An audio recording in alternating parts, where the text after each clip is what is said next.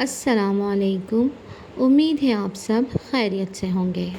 آج ہم جماعت دہم کی اردو کی کتاب کی غزل نمبر 1 کا مطالعہ کریں گے، جس کے شاعر مرزا اسد اللہ غالب ہیں، جن کا اصل نام اسد اللہ خان اور تخلص غالب تھا۔ آپ آگرہ میں پیدا ہوئے۔ پیپر میں شاعر کے تعارف کے متعلق کوئی سوال نہیں پوچھا جائے گا، اس لیے آپ سوالات اور تشریح پر زیادہ فوکس کریں۔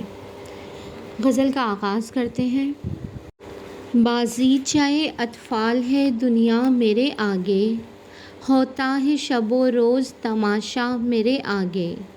ایک کھیل ہے اورنگ سلیماں میرے نزدیک، ایک بات ہے اعجاز مسیحا میرے آگے۔ آج ہم غزل نمبر 1 کے ابتدائی 2 اشعار کا مطالعہ کریں گے۔ بازیچۂ اطفال کا مطلب ہے بچوں کا کھیل یا بچوں کا میدان۔ شب و روز دن رات، ایک طرح سے یہ صنعت تضاد بھی ہے، کیونکہ 2 الٹ الفاظ ایک ساتھ استعمال ہو رہے ہیں۔ دوسرے شعر میں لفظ ہے اورنگ سلیماں۔ اورنگ کا مطلب ہے تخت، یعنی کہ حضرت سلیمان علیہ السلام کا تخت۔ اعجاز مسیحا، حضرت عیسیٰ علیہ السلام کا معجزہ۔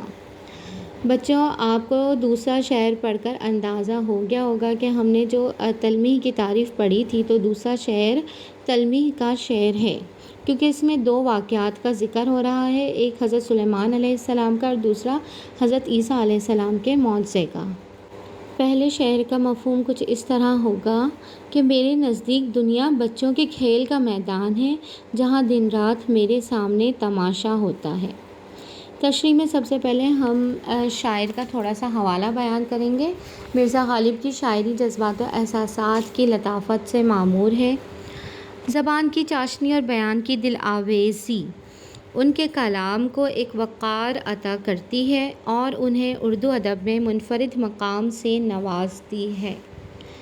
تشریح طلب شعر میں شاعر دنیا سے اپنی بے نیازی کو بیان کرتا ہے۔ پہلے مصرعے میں شاعر کہتا ہے، میں بے نیازی کے اس مقام پر ہوں کہ یہ دنیا اپنی تمام تک رونق و رعنائی، مال و اسباب اور سرگرمیوں کے باوجود میری نظر میں بچوں کے کھیل کا میدان ہے۔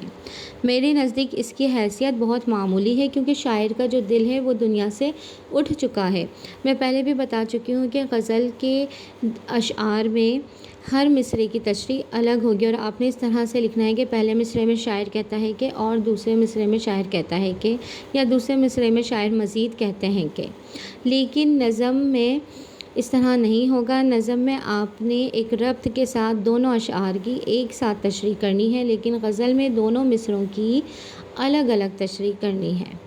تشریح کم از کم 2 پیراگراف کی ہو، اور کوشش کریں کہ حوالہ شعر یا حوالہ قول یا کوئی قرآنی آیت ضرور شامل کریں۔ اس سے ممتحن پر اچھا اثر پڑتا ہے، اور کیونکہ آپ کو پیپر میں مضمون بھی لکھنا ہے اور وہ بہت ٹائم ٹیکنگ ہے، اس لیے میں نے تشریح کو مختصر کر کے نشان لگا دیے ہیں۔ آپ دیکھ سکتے ہیں تشریح کے 2 پیراگراف میں نے آپ کو اس میں بنا کر دکھائے ہیں۔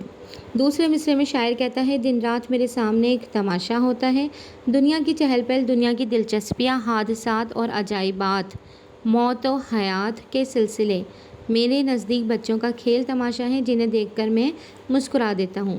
آخر میں 2 اشعار لکھے ہوئے ہیں، ان میں سے آپ کوئی سا بھی ایک شعر حوالہ شعر کی صورت میں لکھ سکتے ہیں۔ پہلا ہے، سیف انداز بیاں رنگ بدل دیتا ہے ورنہ، دنیا میں کوئی بات نئی بات نہیں۔ آگے ان کے شاعر کا نام لکھا ہوا ہے، سیف الدین سیف، اور دوسرا شعر ہے احسان دانش کا، دنیا میں ہوں دنیا کا طلبگار نہیں ہوں، بازار سے گزرا ہوں خریدار نہیں ہوں۔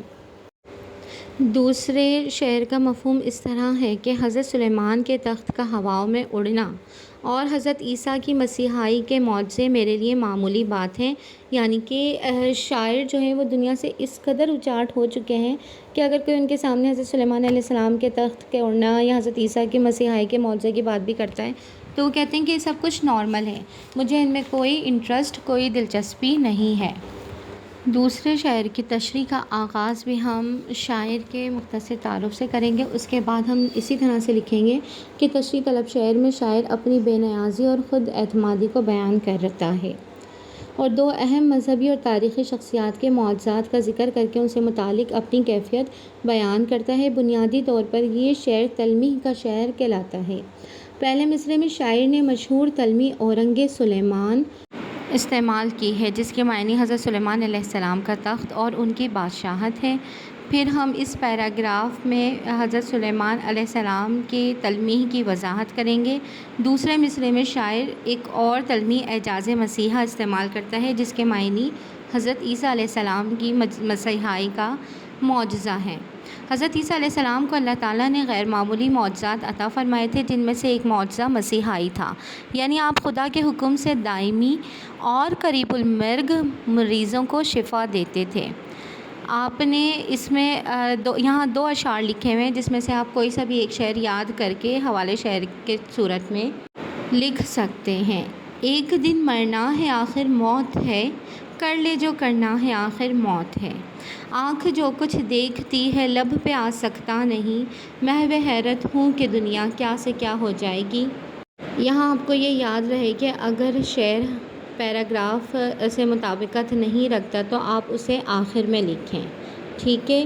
کل مزید تشریحات کے ساتھ دوبارہ حاضر ہوں گے، جب تک کے لیے اللہ حافظ۔